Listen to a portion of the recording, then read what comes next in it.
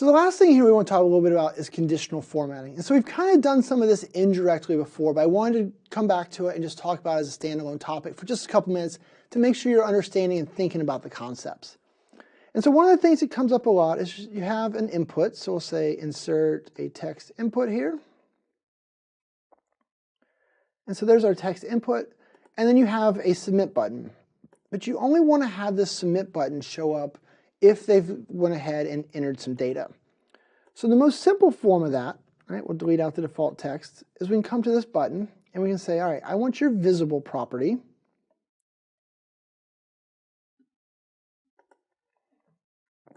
And I want to set that to be, we're going to use the function called isBlank.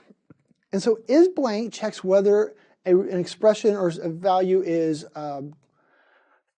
blank, contains any information, and it returns either true or false. That's important because isBlank is what we're going to use to validate an individual record or individual field like this. Right below that is empty. And so isEmpty does the same thing, but it looks at a table or a collection, right? Your data source is the result in a blank table. So these two kind of get intermixed a lot of times for people. Typically, if you're working with just a field, it's going to be isBlank. If you're working with a data set, a collection, things like that, it's isEmpty. So we're going to do isBlank. And so then now we're going to say isBlank, and then we could do text input 1. And so that's going to evaluate to true or false.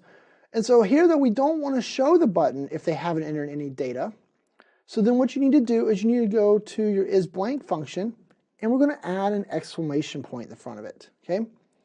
And so what that does, that is what we call not, right? That is one of the shortcuts for using a not function. So it's saying is not blank is now what this says, right? I wish I could put it in the middle for you. Is not blank text input 1.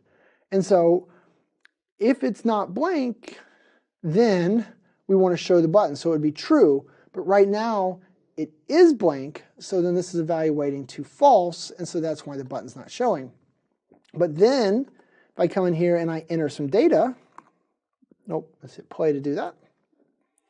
When we enter some data, now our button shows up.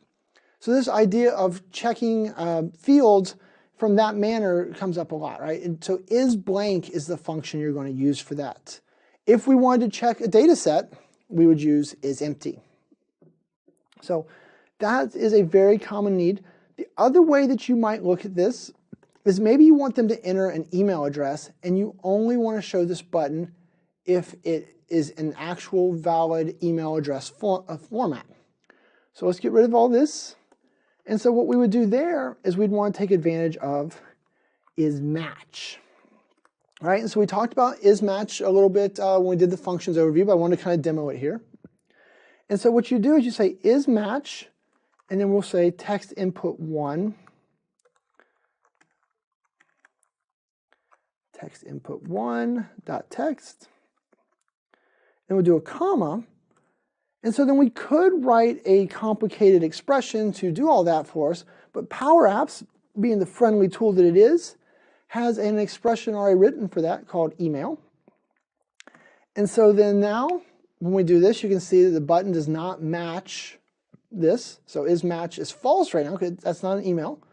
But if we hit play, and we do Shane at powerapps911.com, then the button shows up. We have a valid match for that, so then that's how it shows up. Now, just kind of keep that in mind.